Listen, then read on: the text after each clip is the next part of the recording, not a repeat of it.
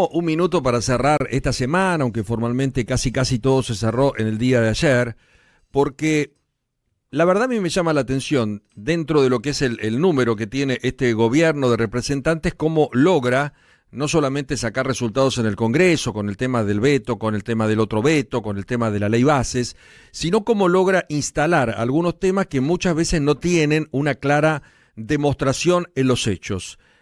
Se empezó desde hace un tiempo atrás a hablar permanentemente de comedores fantasmas y una banda de supuestos colaboradores de la pobreza siendo enemigos de la pobreza porque terminaban armando supuestos comedores, merenderos y todo este tipo de situaciones, pero inventando la creación de estos organismos para robarle a la gente, nada más y nada menos que robarle a los pobres con comida. Lo habíamos hablado en alguna oportunidad con el doctor Marijuán, que es uno de los fiscales de la Nación. Bueno, el gobierno logra no solamente instalar eso, sino que presentó más pruebas sobre comedores fantasmas que recibían alimentos y subsidios millonarios que no llegaban a la gente, sino a una manga de ladrones que se quedaban con todo esto. Ahora, el gobierno, sin poder demostrarlo todavía, insiste con el tema de las auditorías en un ámbito como es la universidad. Y me parece que tienen un relato, en este caso, muy seductor para la gente, hastiada de la corrupción, cansada de las limitaciones, podrida de la pobreza, y dicen, che, mirá lo que es esto. Los pobres, arruinados por estos delincuentes, que le robaban la comida e inventaban comedores para afanarse la guita. ¡Qué vergüenza! Bueno, ahora también se crea un relato que todavía no tiene comprobación, porque en el caso de los comedores sí está en la justicia, y hay un juez como el doctor Ariel Lijo, y hay un fiscal como el doctor Marijuán, que encontraron un montón de irregularidades vergonzosas, afanándole a los pobres. No pueden estar ni en la calle algunos porque la gente los ve y los insulta de arriba abajo, porque ponían cara de circunstancia, defendemos a los pobres, nos entregamos por los pobres, y estaban robándole en la cara y haciendo un negocio por atrás. Lo que no puede el gobierno todavía demostrar es el sistema, supuestamente, que hay de corrupción en el ámbito universitario. Y me parece que la otra parte tendría que tener hoy la inteligencia suficiente para demostrar que hay 1000 auditorías, 1000 controles, y que todo peso que va a la educación es utilizado por la educación y no por la política.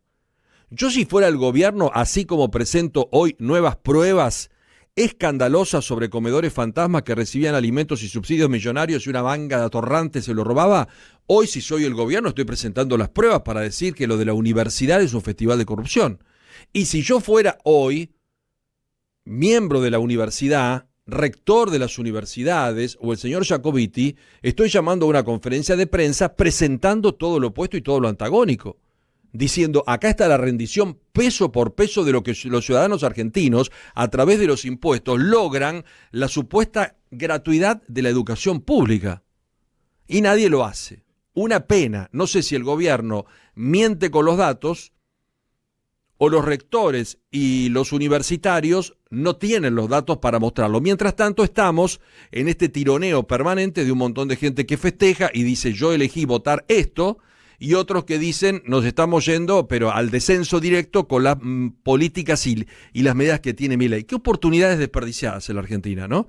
Porque, les dije ayer, no hay uno solo que haya dicho, che, tengo un sistema jubilatorio revolucionario en Argentina para terminar con el pobrismo y este desastre que el 75% cobra 280.000 pesos. No lo hizo nadie. Che, tengo una propuesta, no solamente decir sacando bienes personales, sacando los fideicomisos, privatizando 25 empresas, terminando con el delirio de Aerolíneas Argentinas, solucionamos el problema de los universitarios. Pensé que alguno lo iba a lograr, no lo logró, no apareció un diputado, una diputada, lo único que hicieron rosquear, ver si hablaban, si no hablaban, si se ponen pelucas, si no se ponen pelucas. Están en otro mundo. Y acá se perdió una gran oportunidad.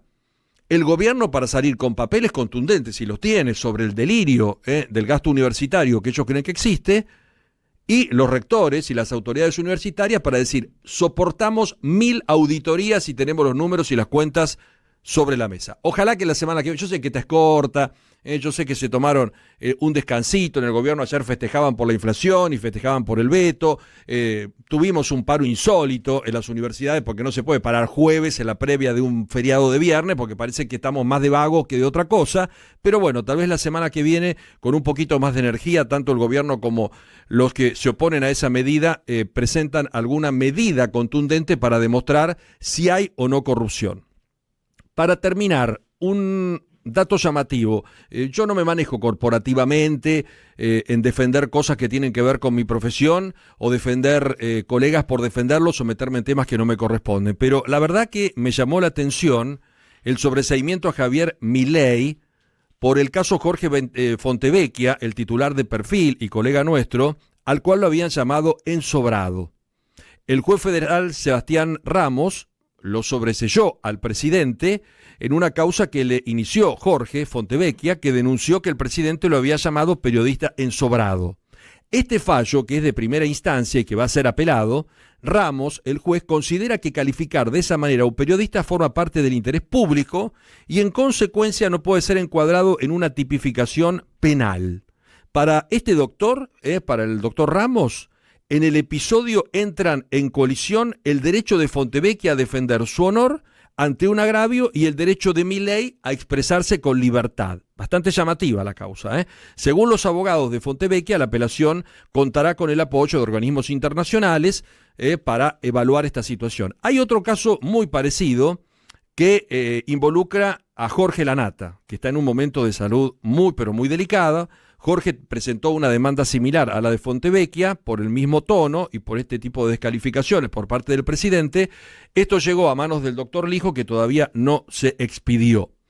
¿Qué sostiene la justicia? Que el querellante cuenta con recursos para contestar, responder y replicar acusaciones y o críticas. O sea, si el presidente le dice periodista ensobrado, como tenemos una tarea pública, podemos decir presidente delirado, o no sé, una cosa insólita, ¿no? Lo que significa este fallo. En el marco, el querellante Fontevecchia está en un plano distinto al resto de la población. Sí, es verdad, cuenta con un micrófono, cuenta con un medio, cuenta con una lapicera, pero no cuenta con el mismo deseo tal vez de descalificar o destratar como el presidente de la nación los ha destratado, tanto a Jorge Fontevecchia como a Jorge Lanata.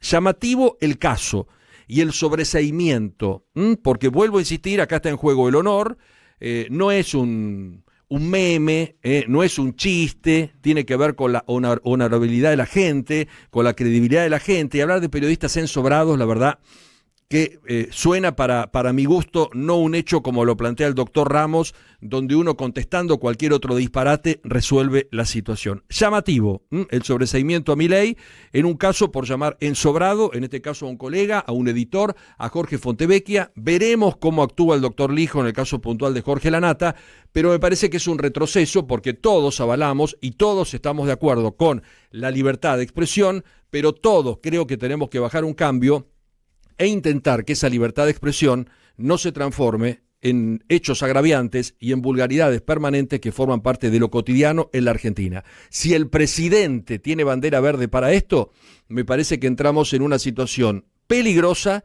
para que todo lo que creemos que no corresponde en cuanto a tratos y en cuanto a formas, se utilice como medida corriente en nuestra vida. Si alguien tiene alguna sospecha sobre algún periodista en particular, se lo denuncia, pero no se lo descalifica, salvo el doctor Ramos, que considera que hay otro tipo de metodología y tal vez es la que la mayoría de los argentinos no queremos. 8:22. Volvé a escuchar el editorial de Paulo Vilouta